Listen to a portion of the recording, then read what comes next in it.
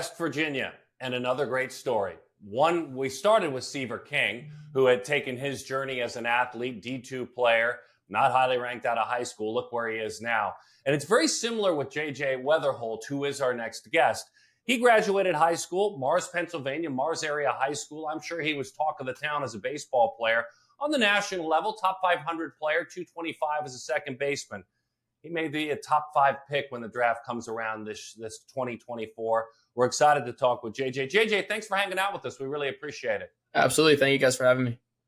I know great baseball players, I've learned this about all of you guys, love talking about others and not yourself, the team and not yourself. So I'll give you a chance to do that because I have that unique opportunity. When we wrapped up with Seaver King, unfortunately, we didn't let him know, but we said goodbye, stopped the recording. He's like, hey, I love that guy. He's my buddy. And was very excited to talk about you and your skills and who you are as an athlete. So my first question isn't about you, isn't about Wake Forest. Your perspective on Seaver King. Why not take advantage having you here? He's a great guy. So we kind of hit it off originally at USA. I think his story was really awesome, especially just coming from a Division II level and not highly scouted, similar to me, like you said. My brother actually played Division II baseball as well, so I've always tried to connect with some other D2 guys, and I was kind of tapped into that a little bit. So knew of Wingate, knew it was a pretty good school. I was really excited for him. And then just when we got to USA, I think we're kind of similar players. Both rely on just being a gamer, and we're not, the biggest, the strongest or whatever, but we play baseball hard. We play baseball the right way. And so I think that was something really cool that we shared. He's just a great dude. He plays with so much energy. Just a really nice kid. He was raised the right way, and it's really cool to see him have some success.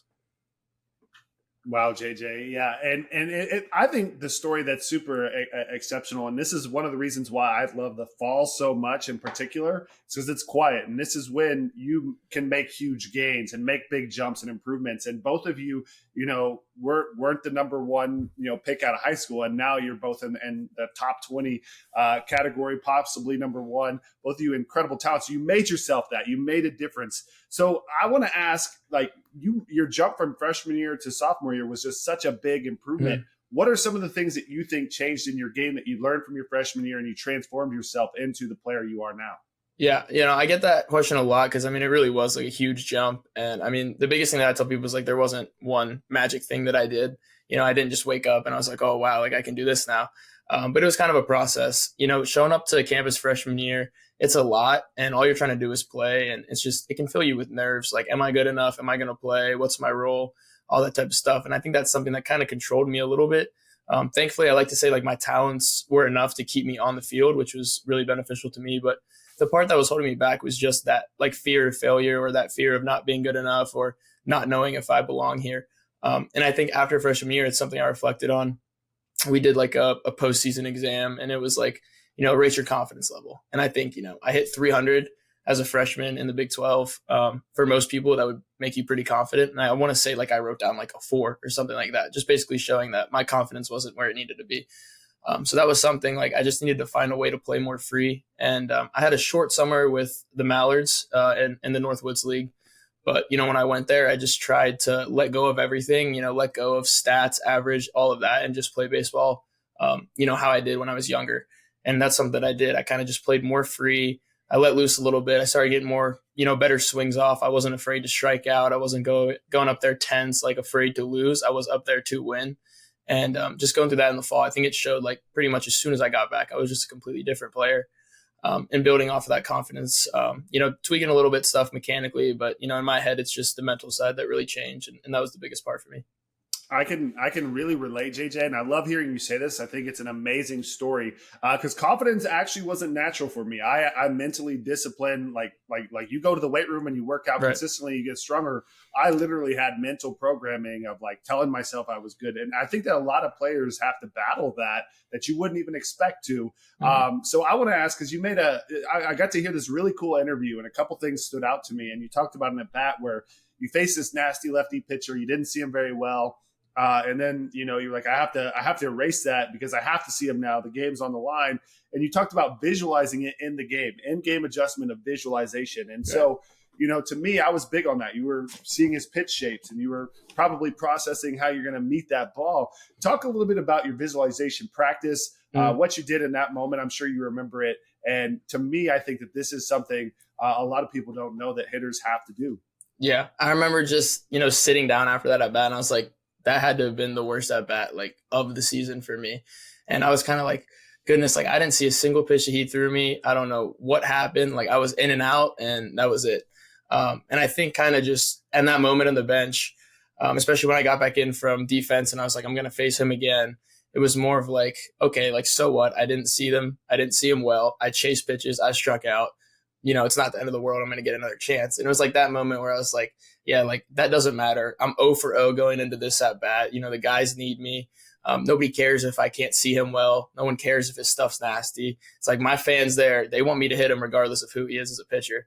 And so that was a moment that just clicked with me. That was, lock in, find a way to maybe see his arm slot a little bit better. But at the end of the day, just sit there patient and let my training take over. And that's kind of what I did. I just ignored the fact that I wasn't seeing him well and all that type of stuff. And I just went up there with pure confidence that I had the ability to get the hit that I needed to, and it paid off.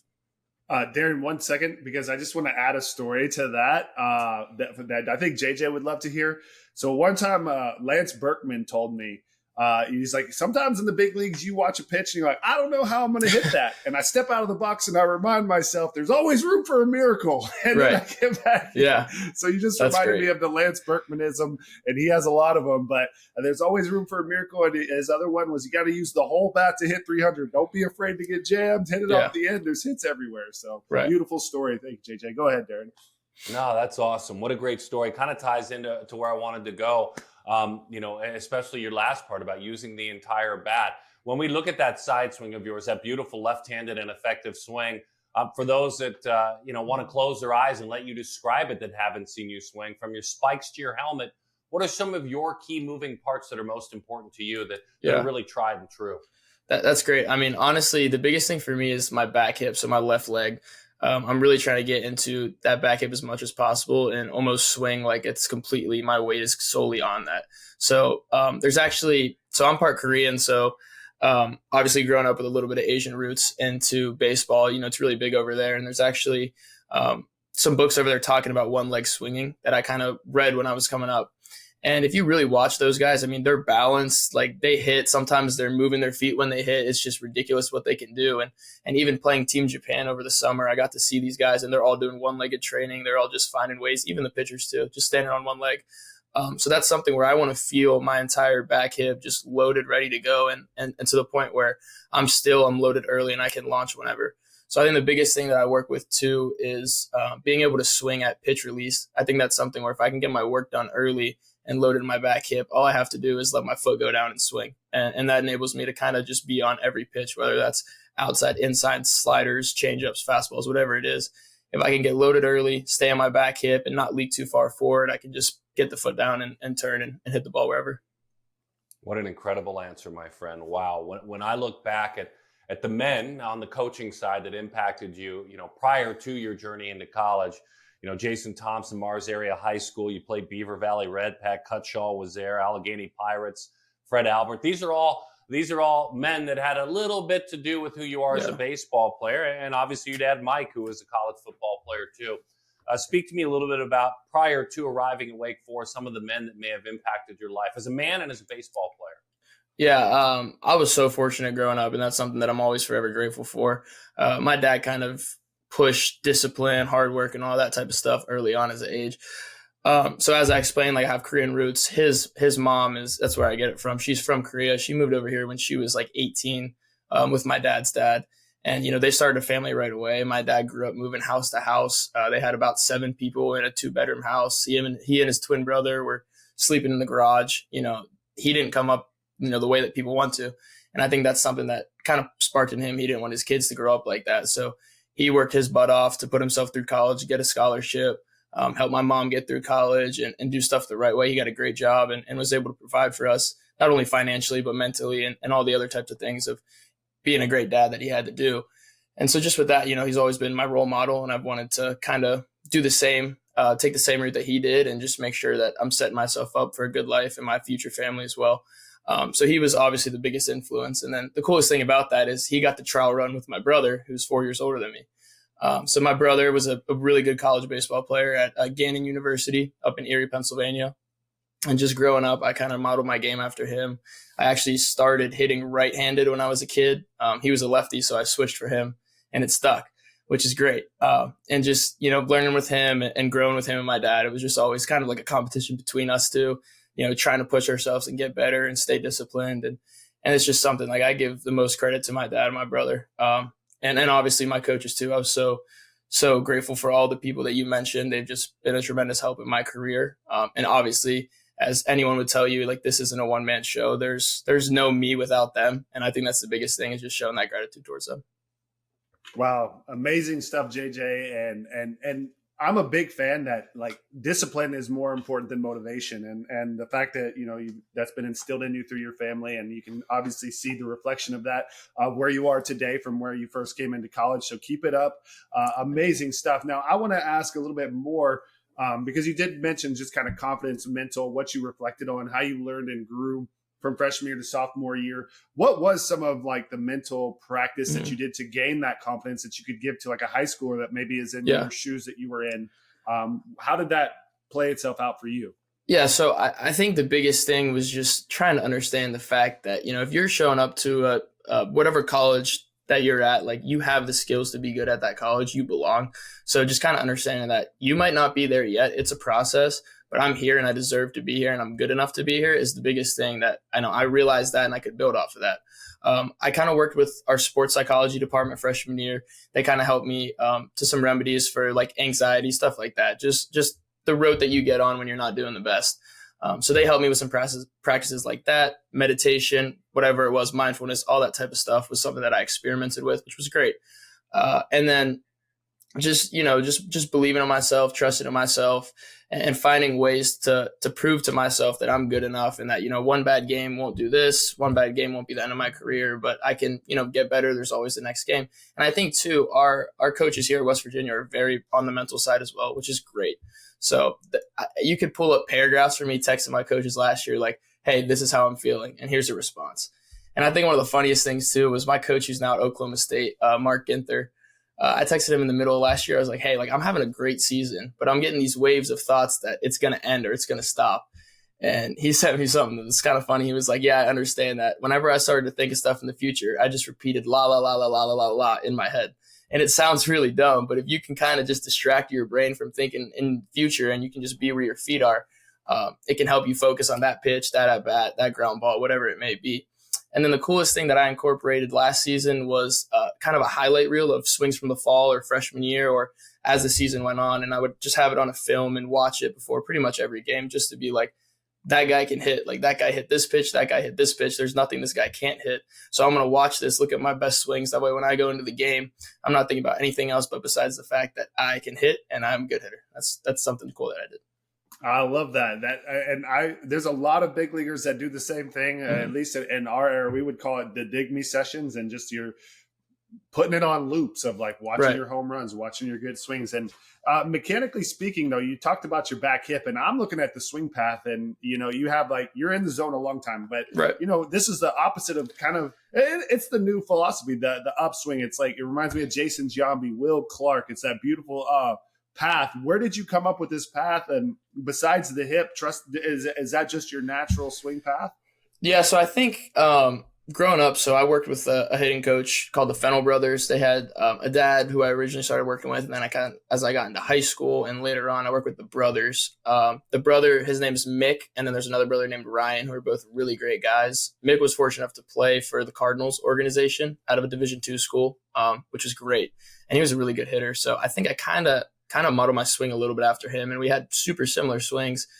He had talked about, like, you want it to be a Ferris wheel versus a merry-go-round. I'm sure you've heard something like that before. I mean, it didn't really make sense to me back then, but just through some drills with them, kind of just getting into that motion where I wanted to find a way to get my bat in the zone the longest.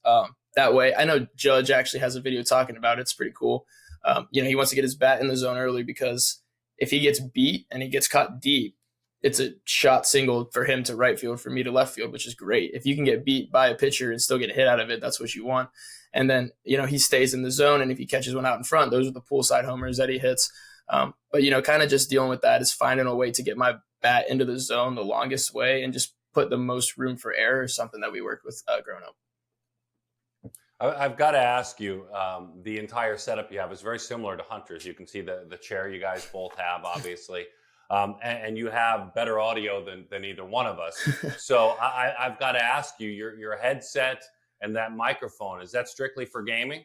Yeah, it is. What's funny is you're not hearing this microphone. You're hearing a microphone that's right here on my desk. So it makes you look super professional though with the mic in front of you. Oh, he's ready. He's ready to game and to coordinate. I was definitely not playing video games right before I hopped on this call. No.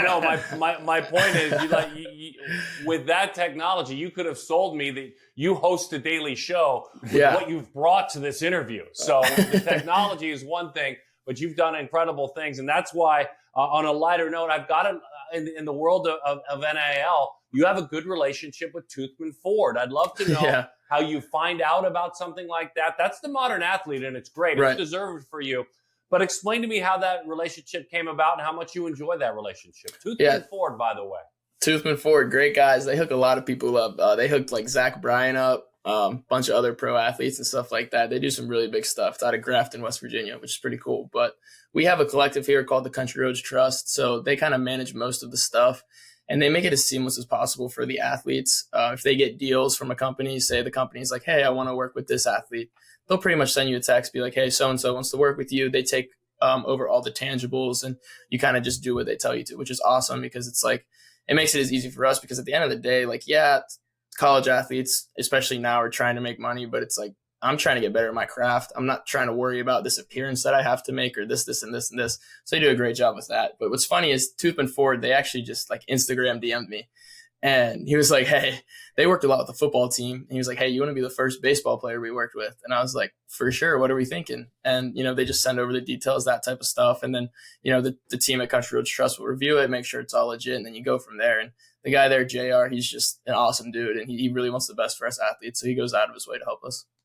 Yeah, what a great answer. I know Ken Kendrick, the owner of the Diamondbacks, a West Virginia alum, is a big part of putting that Country Roads Trust together. Always thoughtful about you athletes.